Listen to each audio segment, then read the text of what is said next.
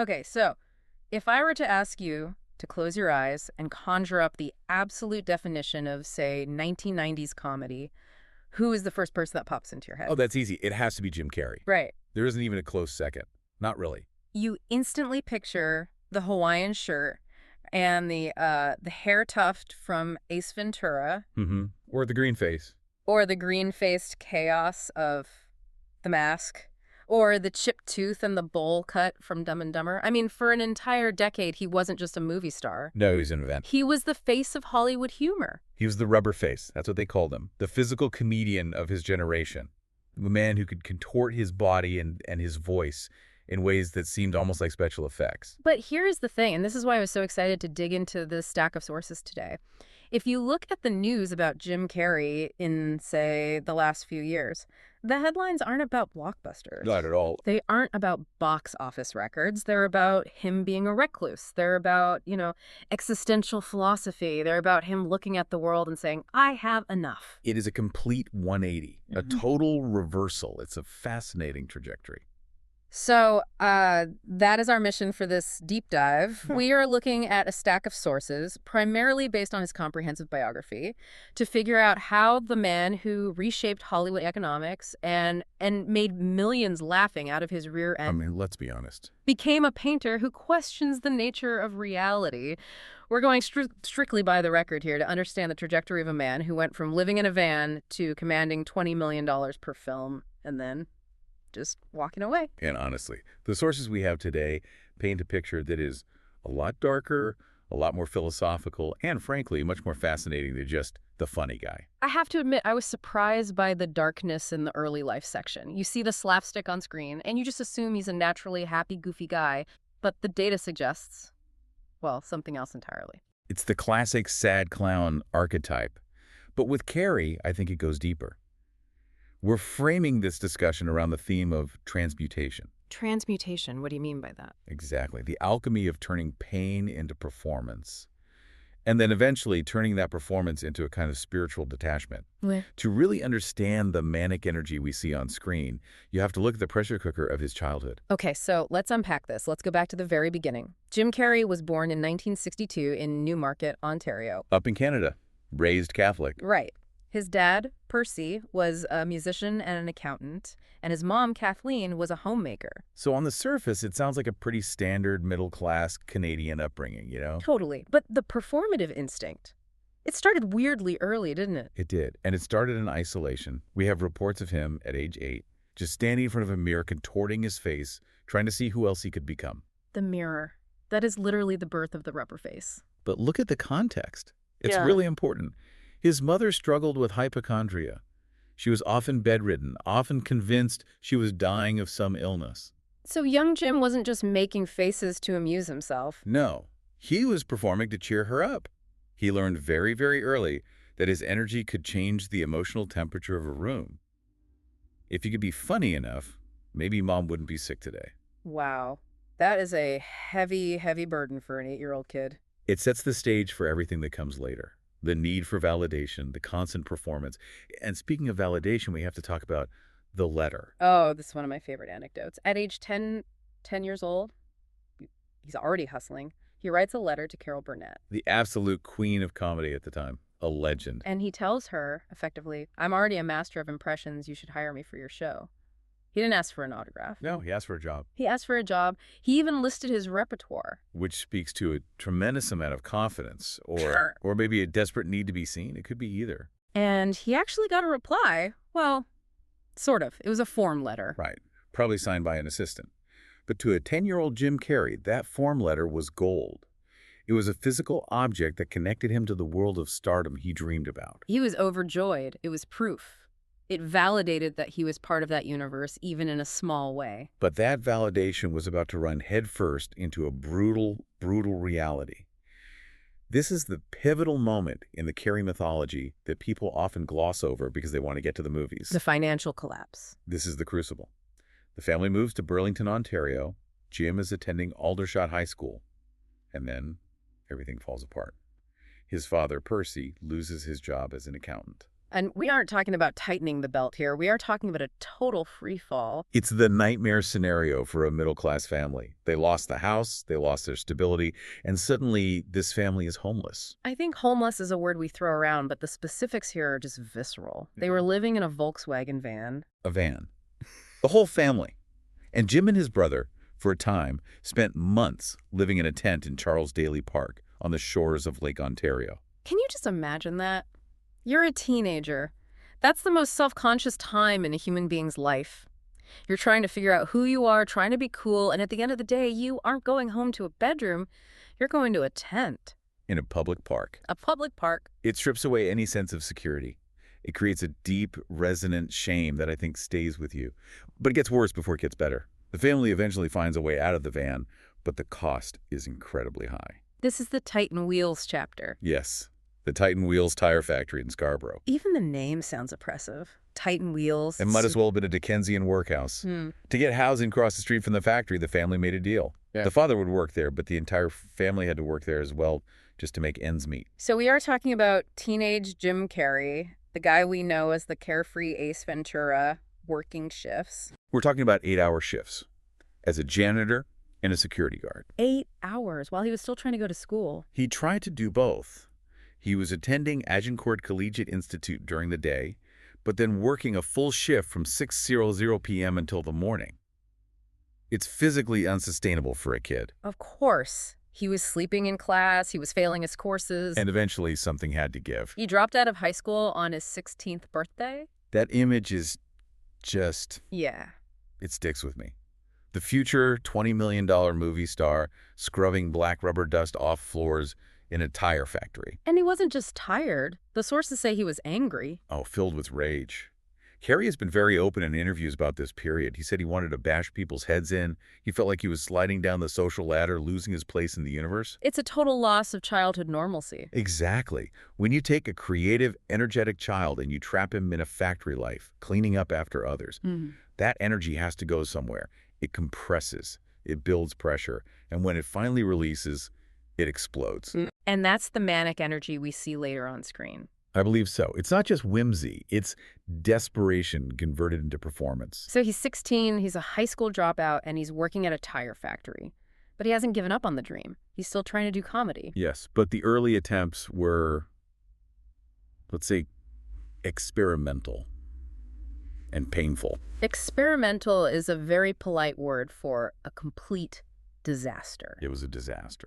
Let's talk about the debut at Yuk Yuk's. This is legendary in the Toronto comedy scene. He's 15, so this is even before he dropped out. His dad drives him to Toronto to this famous comedy club. And his mother helps him with his wardrobe, which is a key detail. Oh, the outfit. This detail kills me. She dresses him in a yellow polyester leisure suit. Because in her mind, that's how comedians dress. She was thinking of the Dean Martin celebrity roast. She wanted him to look professional, polished. But Yuk Yuk's in the late 70s, that was a gritty counterculture room. It was smoky, cynical punk rock. And here walks out this kid looking like a mini lounge singer. The visual disconnect was immediate. And then he started his act. Which was just conventional impressions, right? Like Jimmy Stewart, people like that. Very conventional. And he bombed hard. I mean, silence is bad, but you got the silence. Just crickets. And the review from the owner. Mark Breslin, the club owner, later described it as bad Rich Little. Ouch! For our younger listeners, Rich Little was the impressionist of that era. So calling him a bad Rich Little is like calling a modern rapper a bad Drake. It's dismissing him as a cheap, unoriginal knockoff. It was so bad he doubted if he could ever do it again. But, and this is the resilience we need to highlight, he didn't stop. The family situation stabilized a bit, they moved to Jackson's Point, and he got back on stage. He polished the act, he started getting paid gigs, you know, $20 here and there. But the real test was returning to Yuk Yuk's. And he did. He conquered the place that rejected him. He turned that bad Rich Little act into something sharper, something more electric, more physical. Which brings us to the great what-if scenario of his career. This blew my mind when I was reading the prep material. We all know Jim Carrey eventually hosted Saturday Night Live and crushed it. He's one of the best hosts ever. But did you know he was rejected by SNL not once, not twice? 3 times. But 3 times. It's unbelievable. It is one of the great ironies of comedy history. The institution that defined sketch comedy completely missed out on arguably the greatest sketch comedian of the era. Let's look at the timeline because it's just maddening. 1980, he auditions. He's just a kid, really. Jean Doumanian is the producer. She passes on Carrey and hires Charles Rocket. A name that, with all due respect, does not carry the same cultural weight as Jim Carrey today. Not quite. Then 1985, Carrey is in Hollywood now, trying to make it. Lorne Michaels is back in charge of SNL. Carrey auditions again, but this time he doesn't even get to see Lorne. Right. The producers, it was Al Franken and Tom Davis, they watched his audition tape. And Carrey did this bizarre bit called Post-Nuclear Elvis. Post-Nuclear Elvis. Yeah, imagine Elvis Presley after the apocalypse. Twitchy, weird, radioactive energy. And he did an impression of Henry Fonda catching a fly. Franken and Davis watched it and effectively said, Lorne won't like this. So they just vetoed it. Lorne Michaels never even saw the tape. They were the gatekeepers. That is wild. Imagine being the guy who decided, nah, the boss won't like this Jim Carrey kid. And then 1986, he auditions again. This time alongside guys like Dana Carvey and Phil Hartman. And he didn't get it. Again, those two got on, and they were brilliant, obviously. But Carrey was left out in the cold. 3 strikes. Most people would have quit that specific dream. But consider what would have happened if he had been cast. SNL is an ensemble show. You have to share the spotlight. You have to fit into a certain kind of box. Carrey's brand of comedy, that total room-consuming, chaotic energy, it might have been stifled there. That's a fascinating perspective. He might have stayed in TV for a decade and missed the movie window entirely. Rejection as protection. Precisely. Instead of SNL, he goes to Hollywood in 1983. He struggles. He gets on The Tonight Show. He gets unbooked. He gets back on. He lands a sitcom called The Duck Factory, which, well, it lived up to its name and sank pretty fast. But he realized something important during this time. The impressions were getting stale. He called them a dead end. He realized that if he just did impressions, he was always going to be a mimic. He needed to create his own characters. And that pivot leads directly to In Living Color. The Wayans brothers gave him the platform. They saw his genius. They let him be the token white guy, but they let him be completely unhinged. Fire Marshal Bill. Vera DeMilo. This is the laboratory where he perfected the physical comedy that would make him a global superstar. And when that star rose, it didn't just rise, it went supernova. We have to talk about 1994. The golden year. I don't think we've seen anything like it since. In the history of Hollywood, has anyone ever had a year like Jim Carrey in 1994? It's statistically unprecedented for a comedic actor. I mean, to have 3 #1 hits in a single calendar year is something even the biggest action stars dream of. Let's just run the numbers because they are staggering. February 1994, Ace Ventura, Pet Detective. Now, you have to remember, critics hated this movie. Yeah. Hated it. They thought it was lowbrow trash. But the audience, it grossed $72 million. It was a cultural phenomenon instantly. Kids everywhere were talking out of their butts. Alrighty then, was on every playground. Then, just a few months later, July 1994, The Mask. This was the pivot. This was the one that made him a household name globally. It grossed $351 million worldwide. Yeah. And he gets a Golden Globe nomination. This proved he wasn't just a niche weirdo. He was a global superstar. And then, to cap it all off, December 1994, Dumb and Dumber. Another $270 million worldwide. He dominated the spring, the summer, and the holidays. You couldn't escape him. And you can see the escalation in his value. For the first Ace Ventura, he was paid a relatively modest sum by the time he signed for Dumb and Dumber. His quote had jumped to $7 million. A huge leap. But the real game changer, and the source material makes a big point of this, is what happened next with the cable guy. This is the moment that changed the economics of Hollywood forever, at least for comedians. In 1996, Jim Carrey became the first comic actor to receive an upfront salary of $20 million. $20 million. Before that, who was getting that kind of money? Only the action heroes. Schwarzenegger, Stallone, Bruce Willis. Right. The logic in Hollywood was that action movies travel well internationally because explosions don't need translation. Comedy's usually local, it's cultural. Carrey proved that he was the special effect. He proved that his brand of comedy could command action hero wages. So he has the money. He has the fame. He's the biggest star in the world. But the cable guy, it was weird. It was dark, it was a black comedy, and it made people uncomfortable. Yeah. Critics were confused. Audiences were confused. They wanted Ace Ventura, and they got this lisping, creepy stalker. It's funny, looking back, the cable guy is kind of a cult classic now. It was ahead of its time. But at the time, people were like, why is the funny man being so unsettling? And that reaction, it seems, pushed him toward a fascinating pivot. He had proven he could be rich. Now he wanted to prove he could be good. He wanted critical acclaim. He wanted respect. Enter The Truman Show. 1998. He takes a pay cut to do it. He plays Truman Burbank, a man whose entire life is a fake TV show. It's a dramatic role, deeply emotional, and he's brilliant in it. He wins the Golden Globe. Everyone assumes the Oscar nomination is a lock. But it doesn't happen. The infamous Oscar snub. Which clearly bothered him. You can see it in his interviews from that time. He wanted that statue. And this desire for artistic immersion led to what I think is the most psychologically dangerous moment of his career. Man on the Moon. Playing Andy Kaufman. He didn't just play Andy Kaufman. For the entire duration of that film shoot, he was Andy Kaufman. The stories from the set of this movie are legendary. We have details here from the documentary Jim and Andy. The Great Beyond.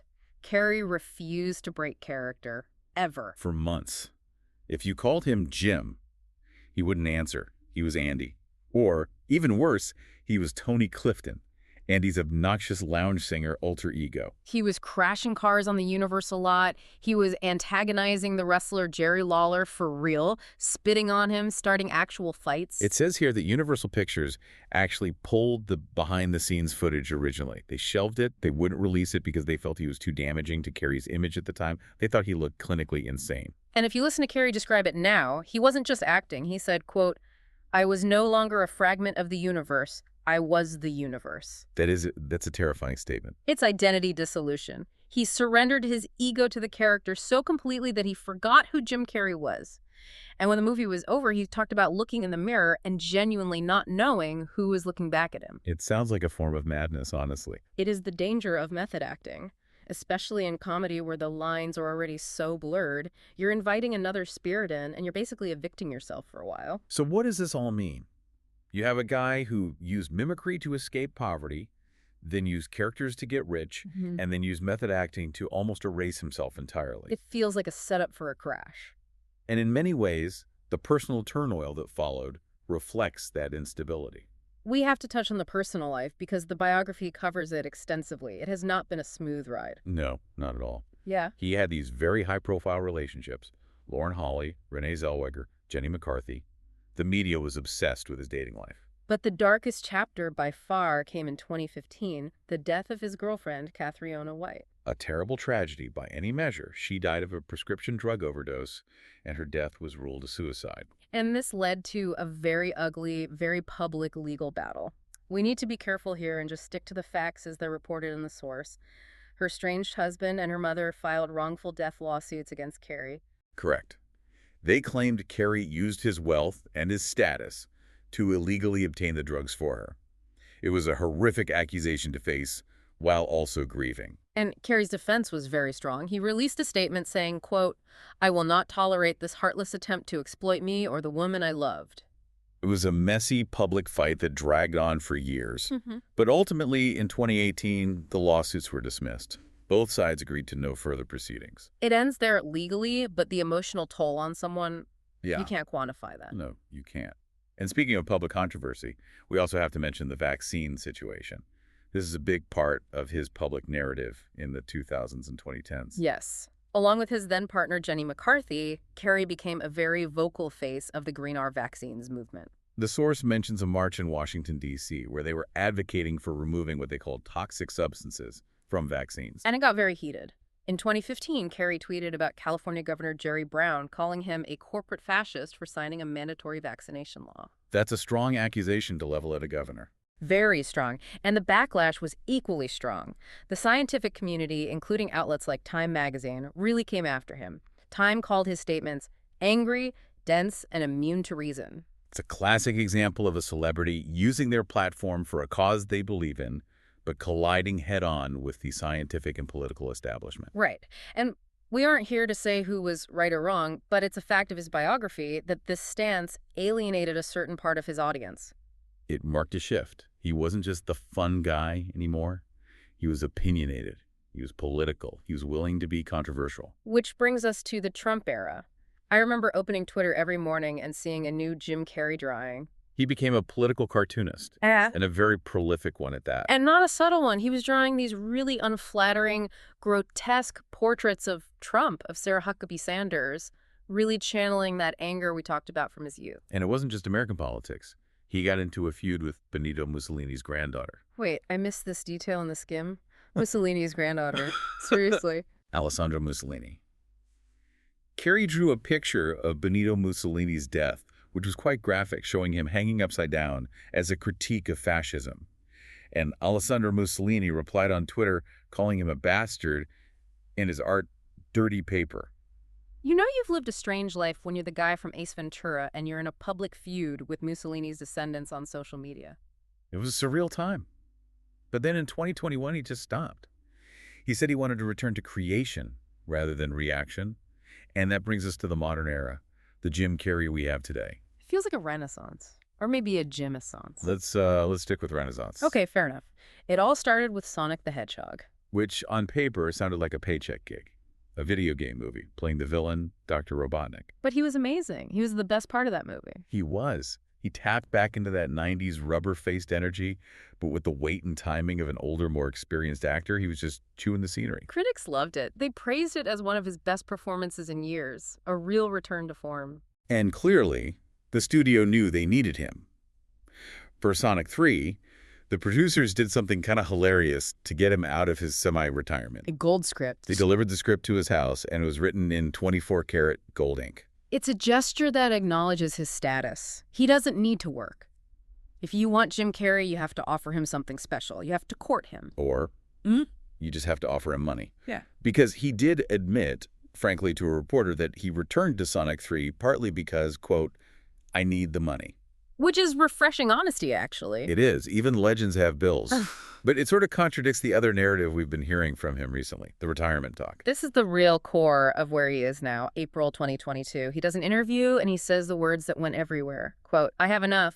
I've done enough. I am enough. That phrase, I am enough, is the key. After the poverty, the striving, the $20 million checks, the method-acting identity crisis, to land on I am enough is a profound spiritual resolution. He's changed his lifestyle completely, too. The source says he used to take Prozac for depression. Now he abstains from everything. No drugs, no alcohol, not even coffee. He's a painter now. If you haven't seen the short documentary, I Needed Color, you absolutely should. He spends his days in his studio, just covered in paint. He's writing books like the novel Memoirs of Misinformation. He's exploring spirituality, saying things like, I believe that this room is filled with God. It sounds peaceful, but then he clarified in 2024 that the retirement isn't permanent. He called it a power rest. Which I think is healthy. He's stepping off the industry treadmill. He's not quitting art. He's quitting the machine. He works when he wants to, on his terms, not when the mortgages do well, mostly. So here we are. We've gone from the kid in the polyester suit bombing at Yuk Yuk's to the biggest movie star on the planet to the reclusive artist saying, I have enough. It's a hero's journey, but an internal one. The whole thing. What's the big takeaway for you here? When you look at this entire life, this whole stack of sources, what's the lesson? For me, it goes back to a story Carrey tells about visualization. Before he made it, he famously wrote himself a check for $10 million for acting services rendered. He dated it for Thanksgiving 1995 and kept it in his wallet until it deteriorated. And he eventually got that check for Dumb and Dumber right around that time. He got it. He got the money, he got the fame, he got the girl, he got everything he visualized. And the lesson is, it didn't fix the hole inside. The external achievements didn't solve the internal struggle. Wow. He had to go through all of it, the identity crisis, the grief, the controversies, the rejection, to realize that the $10 million check wasn't the answer. I am enough is the answer. That is a powerful place to land. It makes you think. Jim Carrey spent his whole life mastering the art of becoming other people. Ace Ventura, The Mask, Andy Kaufman. He even played Joe Biden on SNL, Dr. Robotnik. He was a vessel for characters. That was his gift. Exactly. But now that he's stripping all that away, now that the cameras are off and he's just painting in his studio, the real question is, who is Jim Carrey when he's just being himself? That might be the one character he's still figuring out. And on that thought, we're going to wrap up this deep dive. Thanks for listening, everyone.